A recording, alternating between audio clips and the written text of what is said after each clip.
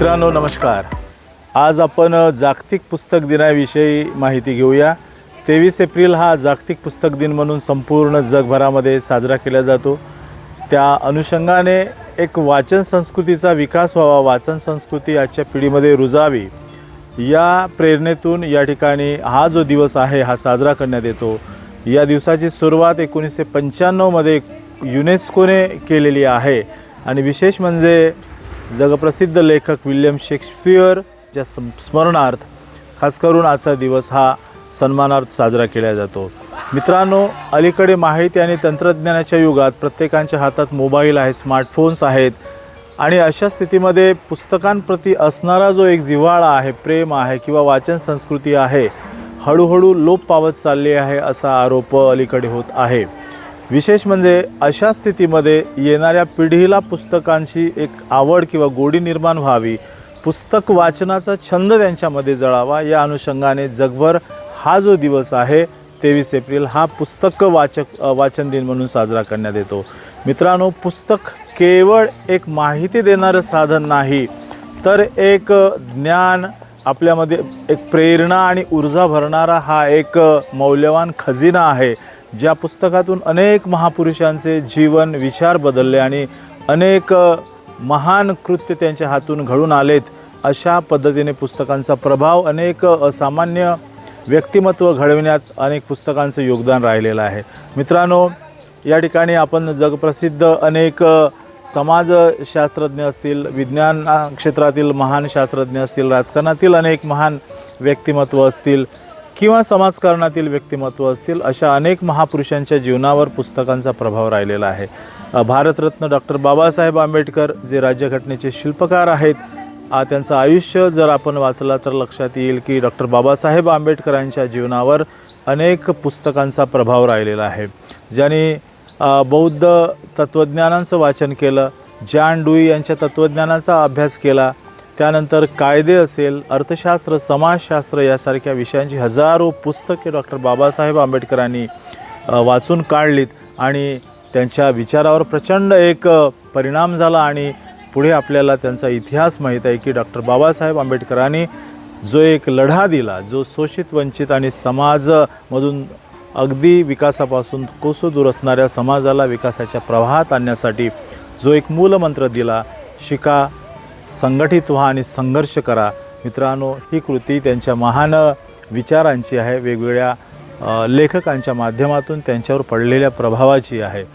महात्मा फुल्यांच्या जीवनावर सुद्धा Thomas pen यांच्या पुस्तकांचा प्रभाव पडलेला होता आणि त्यांच्या विचारातून एक समानतेचा संदेश, शोषण व्यवस्थेविरुद्ध त्यांनी आवाज उठवला आणि शिक्षणाचा मूलमंत्र महात्मा फुल्यांनी शेकडो वर्षापूर्वी या समाजामध्ये पेरलेला होता. ज्यांच्या कृतीमुळे आज तळागाळातील व्यक्ती शिक्षण घेतो आहे, तर हे शिक्षणाचे मूल्य जर कुणी पेरलं असेल तर ते महात्मा फुले यांच्या कृतीला जाते, त्यांच्या विचारांना जाते, त्यांनी केलेल्या सुरुवातीच्या ज्या चळवळीला जातो, ज्यांच्यामधून प्रथम शाळा उभी राहिली आणि शिक्षणाचा अधिकार समाजातील प्रत्येक व्यक्तीला मिळावा या दृष्टीने त्यांनी प्रयत्न केले. मग महात्मा गांधी असतील आणि याशिवाय अनेक महान शास्त्रज्ञ असेल, जसं उदाहरणामध्ये आपण अल्बर्ट आइन्स्टाईन वगैरे घेऊ, तर अल्बर्ट आइन्स्टाईन बालपणी त्यांच्या हातामध्ये एक जॉमेट्रीचं पुस्तक पडलं आणि त्या भूमितीच्या पुस्तकाने त्यांचं दृष्टिकोन, जगण्याचा दृष्टिकोन बदलला आणि एक या विश्वातील गूढ शक्ती जी आहे, ज्ञान आहे, त्याकडे आकर्षित झाले आणि त्यांच्यामधून मग सापेक्षतावादाचा एक जो सिद्धांत आहे तो जन्माला आला. तर मित्रांनो, डॉक्टर APJ अब्दुल कलाम, ज्याला आपण मिसाईल मॅन म्हणून ओळखतो, डॉक्टर APJ अब्दुल कलामसुद्धा बालवयामध्ये अत्यंत एक वाचनाची आवड असणारे एक विद्यार्थी होते. लहानपणापासून त्यांच्या हातामध्ये विज्ञानविषयक जेव्हा पुस्तकं मिळत ते वाचून काढत. आपल्याला त्यांचा जीवन संघर्ष माहीत आहे. पेपर विकतानासुद्धा वर्तमानपत्रातील लेख, माहिती ते वाचून काढायचे. म्हणजे एक वाचनाची प्रचंड ओढ त्यांच्या मनामध्ये होती आणि अनेक महान विद्वानांची पुस्तके वाचल्यानंतर त्यांच्यामध्ये एक जो वैज्ञानिक दृष्टिकोन निर्माण झाला. या विश्वातील जी एक अद्भुत शक्ती आहे ते आकर्षण त्यांना लक्षात आलं. डॉक्टर APJ अब्दुल कलाम हे मिसाईल मॅन म्हणून ओळखले जातात. एवढंच नव्हे तर शेवटच्या क्षणापर्यंत ते विद्यार्थ्यांना एक देश घडवण्याच्या दृष्टीने वाचन संस्कृतीचा विकास प्रचार ते करीत राहिले. डॉक्टर APJ अब्दुल कलाम यांचं जीवन एक मूर्तिमंत उदाहरण आहे की जे शेवटच्या श्वासापर्यंत विद्यार्थ्यांच्या प्रगतीसाठी झटलेले आहेत. महात्मा गांधी यांच्या जीवनावर सुद्धा अनेक पुस्तकांचा प्रभाव पडलेला आहे.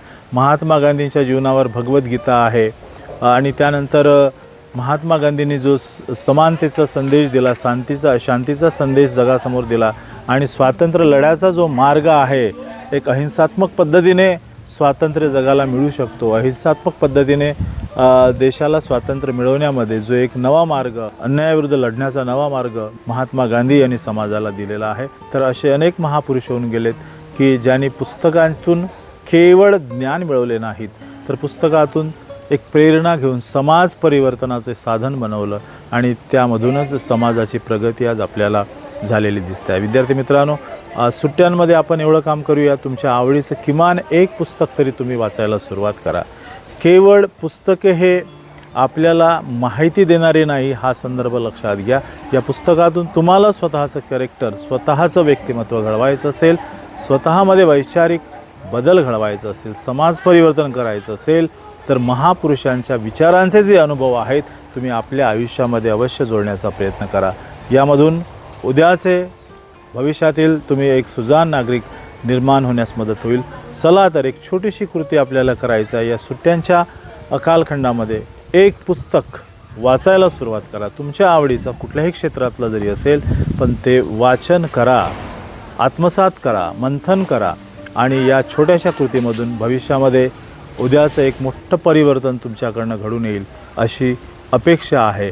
आणि त्यामुळे चला तर आज आपण छोटीशी कृती करूया, ती म्हणजे वाचन संस्कृतीला जतन करण्यासाठी आपण सर्वजण पुढाकार घेऊया आणि प्रत्येकाने किमान या सुट्ट्यांमध्ये एक चांगलं पुस्तक वाचण्याचा निर्णय करूया आपण.